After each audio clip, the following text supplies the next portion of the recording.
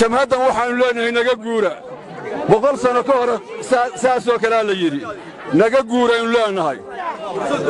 wayna ku qasbanaan doonaan haddana sida tan isu raaxdeen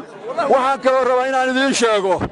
geeska Afrika TPLF ugu awood badnayd dhalinyarada tan oo kale oo isku beeraha Oromiya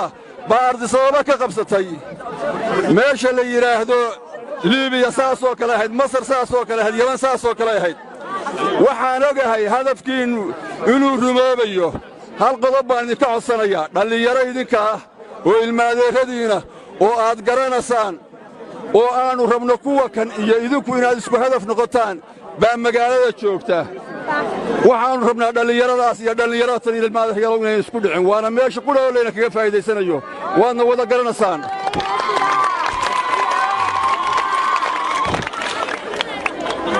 garoonkiina ku dabaaldega waxa rabtaan ku samaysta hawlahana waanu u fadhinaa talada ismadii oo dhan way isu imaanayaan cuqaashi way imaanaysaa nin garboodkii iyo siyaasiyiintii way imaanayaan taladeenu wax meesha ay ku socoto nin ragina wuu ogyahay nacasna loo sheegi maayo dhaar baanu idinku marannaa inaydu noqonayn nolol lagu dulnool yahay idinka calanka Soomaaliya iyo sharafta Soomaaliya keenay wixii aad ahaan jirtay baad ahaanasaan mana rabno dad Soomaaliyeed oo kale inay yiraahdaan siyaasadda iyo fikirka iyo talada anaga idinku metelana waxaynu ducaynaynaa gabadheena yar ee mujaahidada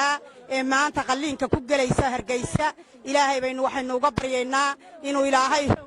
ilaahay ku boogadhayo in ilaahay u boogadhayo in ilaahay lugaheeda isu raaciyo insha Allah bismillaahi kariim inaan ilaahay lugteeda ka goyn baynu ilaahay u baryaynaa mar labaadka markaan ka gudbo ducada ilaahay baa mahad iskale mahadda labaad waxaan u celinayaa wiilashayada mujaahidiinta iyo garaadkayaga garaad jaamac garaad Ismaaciil iyo ciidankiisa iyo sadaadiinta iyo ragga 3 ee gudida ee uu doortay dhulbahante ee loo saaray tuurta xilkii dhulbahante tuurta loo saaray iyo awoodii dhulbahante waxaan leeyahay ilaahay awoodda aad qaadeen haydu ku guuleeyo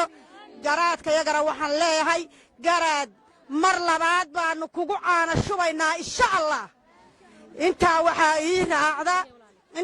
ii raacda uma aynan iman ciyaar iyo dhuluq umaynu iman haddaynu nahay dhalinyarada hooyooyinka guuta koobaad waxaynu nimi halgan iyo maxaan kuu sheegay dadaal iyo sidii aynu iskaga saari lahayn dhiig miiratada inoo fadhida magaalada koonayaasheed insha Allah way baxayaan waxaan arkayay wiilal iyo gabdho kaga hadlaya Hargeysa oo lacag baa nala ka cunay waxaan aanu baxnay lacagtayda hal siiyo waxa weeye waxa calooshu idinku ballaaratay si la arkay aad ku noqoteen waa xoolahaygii annaga xoolaydin ku leh cashuurtayadii baad cunteen dadkayagii baad layseen maxaan sheegay dhiiggayagii baad cabteen maxaan sheegay waddankayagii baad ku bararteen oo ku kibirteen maalintaad timaadeen injir baad lahaydeen maantaad timaadeen barashada la leeyahay waa la furayaa iyo goobaha dawladda awood war maxaan isku raacnaa inaan la furiso maaha wax la furayaa ma jirto goob la furayaa ma jirto waxbarasho la furayaa ma jirto goob dawladeed ma arki karno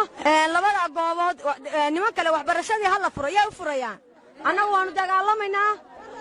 annagu waxbarashadii iyo buuggii iyo qalinkii ardadayadii way dhigtay warsoon lama dhigin qori baanu wadannaa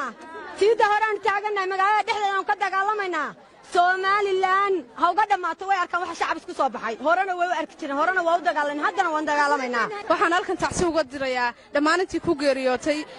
kacdoonkii ka socday magaalada Laascaanood waxaan halkan uga ducaynayaa walaashay rooda waxaan ku rajaynayaa caafimaad insha Allah de kale reerku media waxay ka noqdeen boqof walba wuxuu doonayaa inuu hadlo laakiin muhiimadu ma aha inaynu hadalno waxba inoo tarimaayo halka waxaan ka duubayaa maansiyar oo kooban aan ula socdo waliba odayaasha xilka naloo ku dhiibay iyo dadka xilka hadeerto mas'uuliyadda dusha laga indhaweydba waataan ka tagay midhaha suugaanta indhaweydba waataan ka tagay miinleydii gabaye indhaweydba waanaan micnayn midhaha suugaanta indhaweydba waanaan micnayn miinleydii gabaye indhaweydba waataan ka tagay midhaha suugaanta bahantoo dhan baan salaan u dirayaa salaan diiran oo suubaniga hooya dhalanteedkana dhayalsiga inaga dhaafa iyo maanta dhalanteedka dhayalsiga inaga dhaafa iyo maanta dhalanteedka taladaad la dheemaalaysaan dhumucda soo saara taladaad la dheemaalaysaan dhumucda soo saara dhabta nooca taladaad la dhuumaalaysaan dhumucda soo saara dhabta noo cadeeyo jihaad baanu mari dhaare dhabta noo cadeeyo jihaad baanu mari dhaare dhalanteedku waa kiina rogay dhowr sano hore gurigeega waa kii ka dhigay xirada dhiigada meel halyeyga lagu laayo iyo hooyo iyo maato taladaad la dheemaalaysaan dhumucda soo hayjaahayd iyo maayayda baa ku bugta Laascaanood maxaa ka yaala Itaaliyare aqoon darre abalaawe ka aruursa siximaantaada ka hagaag Laascaanood ka hagaag Wada Cabdikariin waxaan leenahay halgankii ay ku jirtay ka soo gaadhay gobolka Sool ay ku weyday lixaadkeedii marka koobaad waxaan leenahay dhamaanteenba ilaahay waxaynu uga baryanaa lixdeedii lixaad ay weyday in ilaahay marka u horeysa caafimaad iyo cimri dheer bana war aamiintoona wada gura dhamaantiin marka xigta hadaanu nahay dhalinyaradii gobolka waxaanu ka hadlaynaa hablaha Soomaaliyeed oo maxaan ku sheegaa u dhashay gobolka Sool gaar ahaan gabdhaha dhulbahante adduunka daafaheeda jooga inantii ugu dambeysay dhaawaceedii wili waan gurtu xidhan yahay oo yaala magaalada Hargeysa isaaq waxaan leenahay anaga way nala joogan habla isaaqa baabuurta way saaran yihiin xaafadaha way joogaan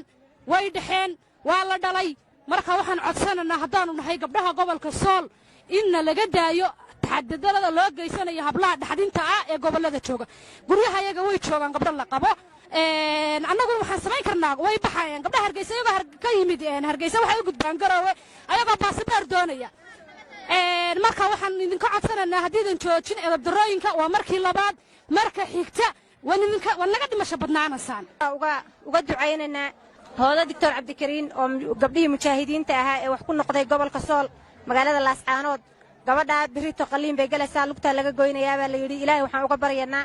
Allah subhanahu qaadirka inuu ilaahay lixaadkeeda iyadoo dhameystiran uu u soo celiyo oo dhakhtarka ilaahay uu sama uga soo bixiyo